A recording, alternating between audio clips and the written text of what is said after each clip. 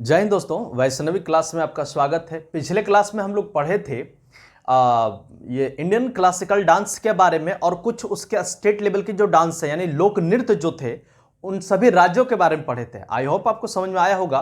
लेकिन आज मैं आप लोग के साथ बात करूंगा इंडियन इंस्टीट्यूट्स के बारे में यानी नेशनल इंस्टीट्यूट्स के बारे में, यानी कि जो राष्ट्रीय लेवल के जो संस्थान होते हैं उनके बारे में। तो सबसे पहला नंबर पर आपका आता है उत्तराखंड। उत्तराखंड इसलिए क्योंकि देश के जितने भी वैज्ञानिक अनुसंधान केंद्र होते हैं वो सब यहीं पर है ना। अभी कहां है, किस प्रकार है, इसको आराम से देखेंगे, ठीक है। तो कम से कम उत्तराखंड को अगर आप आराम से पढ़ लिए तो आप ये जान जाइए कि जितना भी इंस्टीट्यूट्स के बारे में अगर आपको पूछा जाएगा, ये आपका स्ट्रेटेजिक में आप किसी भी एग्जाम में बैठे हो, आप किसी भी एग्जाम की तैयारी करो, ये आपका एक ना एक इसमें से जरूर आता है, प्रत्येक बार पूछता भी है। तो ठीक है, चलिए आइए शुरू करते हैं। ठीक है, पहला नंबर पर है आपका उत्तराखंड के महत्वपूर्ण संस्थान यानी कि इंपॉर्टेंट इंस्टीट्यूशंस, राइट। पहला नंबर पर भारतीय वानिकी संस्थान देहरादून, है ना। भारतीय वानिकी संस्थान। अब ये वानिकी क्या होता है, तो ये है बाबू फॉरेस्ट इंस्टीट्यूशंस। क्या है? फॉरेस्ट। अब आपका देहरादून है कहां, तो ये पूरा मैप है आपका उत्तराखंड का। किस चीज का है? उत्तराखंड का। अब ये उत्तराखंड में देहरादून कहां है, तो ये देहरादून है, यानी उत्तराखंड की जो राजधानी वो देहरादून है, ठीक है। अब ये देहरादून है तो देहरादून में आपका ये यहां पर है आपका वानिकी संस्थान। और इसकी जो एस्टैब्लिशमेंट हुआ है यानी कि इसकी जो स्थापना हुई है वो 1906 में हुई थी। कब हुई थी? 1906 में। देखिए, वानिकी संस्थान यानी फॉरेस्ट का जो इंस्टीट्यूशन जो यहां पर लगाया गया है, इसके पीछे कारण है। जब अंग्रेज लोग हमारे धरती पर आए थे और उन लोग को जब लकड़ी चाहिए होता था, यानी कि जब उन लोग को नाव बनाना होता था, जब वहां पर रेलवे का काम हो रहा था, तब हमारे यहां से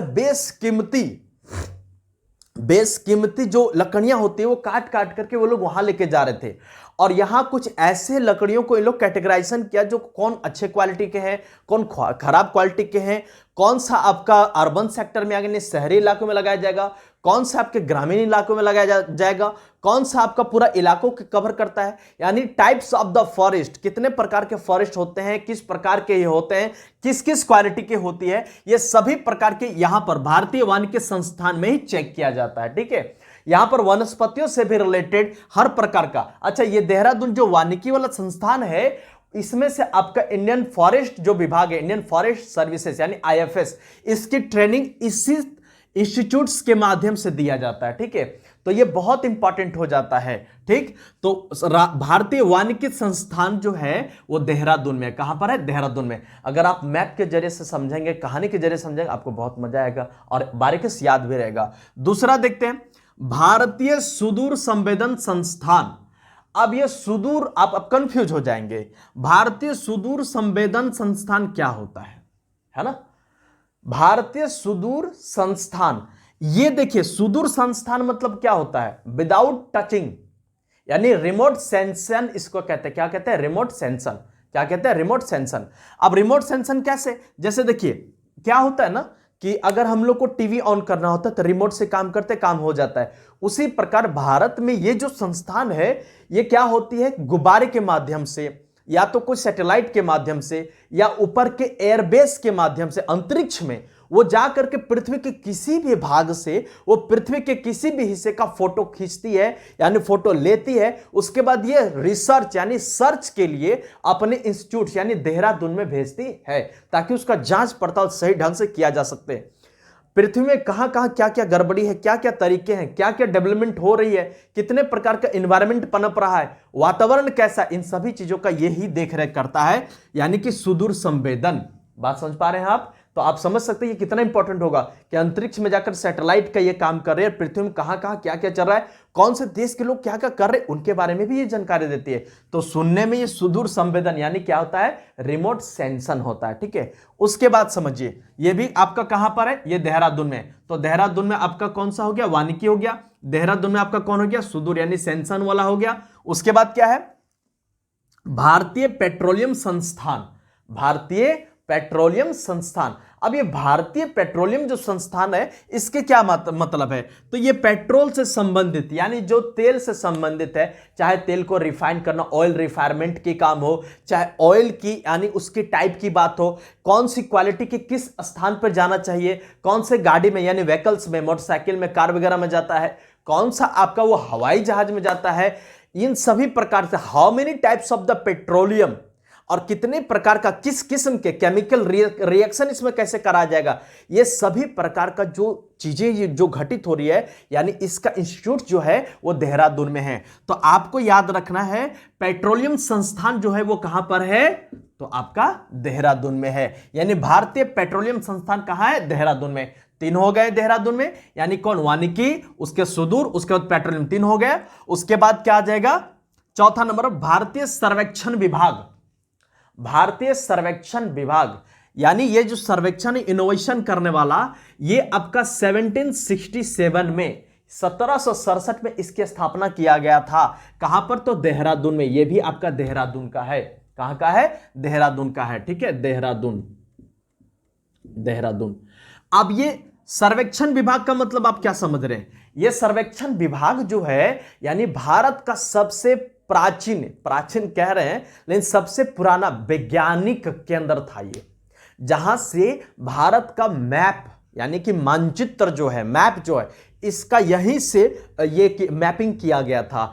और अब ये चर्चा में क्यों है, आने वाला कोई भी कॉम्पिटिटिव एग्जाम में इसके बारे में गारंटी पूछेगा, इसलिए पूछेगा क्योंकि अभी ये चर्चा में इसलिए है क्योंकि अब ये भारत का जो नक्शा यानी मानचित्र का जो निर्माण करेगा वो ये डिपेंड है ड्रोन के ऊपर, यानी ड्रोन से फोटोग्राफी करेगी, उसके बाद ये अपना डिजाइन तैयार करके भारत सरकार को ये सौंपेगी।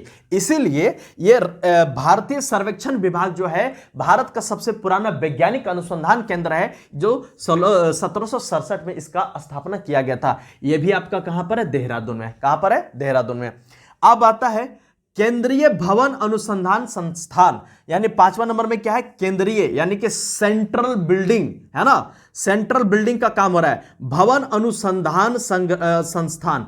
अब ये भवन अनुसंधान का मतलब समझिए, भवन अनुसंधान क्या, जैसे कि राष्ट्रीय केंद्रीय लेवल पर जैसे पार्लियामेंट का निर्माण करना हो, कोई राष्ट्रीय भवन का निर्माण करना हो, रोड का निर्माण करना हो, भवन से रिलेटेड है ना, प्रॉपर्टी से रिलेटेड, यानी जो सेंट्रल लेवल का है, अगर उसके अकॉर्डिंग कोई भी कार्य हो रहा है तो यही वो देखरेख करेगी। केंद्रीय भवन अनुसंधान संस्थान जो है वो आपका रुड़की में है। कहां पर ये रुड़की यहां पर है, ठीक है, रुड़की, ठीक है, रुड़की ये यहां पर है आपका, रुड़की। उसके बाद क्या कहता है, Aryabhatta research institutes of observation, Aryabhatta research institutes of observation, ये साइंस, ये कहां पर है, Aryabhatta research institutes of observation, ये कहां पर है, तो ये है आपका नैनीताल में। नैनीताल कहां है, देखिए पावरी, ये पावरी गढ़वाल के बगल में ये है आपका नैनीताल, ये आपका नैनीताल, नैनीताल। तो ये नैनीताल में। अब इसका मतलब क्या है, अब आर्यभट्ट से रिलेटेड है, इसका मतलब ये है कि ये आपका एस्ट्रोनॉमी से रिलेटेड है, एस्ट्रोनॉमी। अब ये एस्ट्रोनॉमी क्या है, तो खगोल शास्त्र के बारे में है, यानी कि आसमान में जो भी कुछ घटित हो रहा है, चाहे वो तारामंडल हो, चाहे तो आपका वो गैलेक्सी की बात हो, चाहे स्टार कंजर्वेशन की बात हो, या उसके मूवमेंट की बात हो, चाहे हमारे सैटेलाइट के बारे में बात हो, या प्लैनेट के बारे में बात हो, या इवन की पृथ्वी के मूवमेंट की बात हो, ये सभी चीज की जानकारी ये आपका आर्यभट्ट रिसर्च इंस्टीट्यूट्स ऑब्जर्वेशन के द्वारा ही दिया जाता है, ठीक है। उसके बाद है आपका Lal Bahadur Shastri National Academy of Administration. अब एडमिनिस्ट्रेशन क्या होता है, प्रशासनिक विभाग। आइए आपका यहां पर स्वागत है। भारत में लगभग युवाओं का एक सपना होता है कि मसूरी जाएंगे। मसूरी क्यों जाएंगे, क्योंकि यहां पर इन लोग को ये आईएएस की ट्रेनिंग दिया जाता है। आईएएस जो भी माने कि उच्च पदाधिकारी जो लोग होते हैं उन लोग को यहां पर ट्रेनिंग दिया जाता है मसूरी में। तो आपका मसूरी कहां है, तो देहरादून के ठीक ऊपर में यहां पर है मसूरी, जहां पर आपका इंडियन एडमिनिस्ट्रेशन सर्विस यानी कि आईएएस की ट्रेनिंग यहीं पर दिया जाता है, जो यूपीएससी कंडक्ट करवाती है, तो ये लोग यहां पर जाते हैं। तो आपका उत्तराखंड से ये सभी कम से कम 6 और 7 आपके जो है ये महत्वपूर्ण राष्ट्रीय संस्थान है, जो आपको याद रखना जरूरी है। अगर आप इसे याद नहीं रखेंगे तो आपका एग्जाम मिस हो सकता है। आई होप को आपकी वीडियो को बहुत अच्छे समझ में आया होगा। तब तक के लिए थैंक यू, जय हिंद, नमस्कार।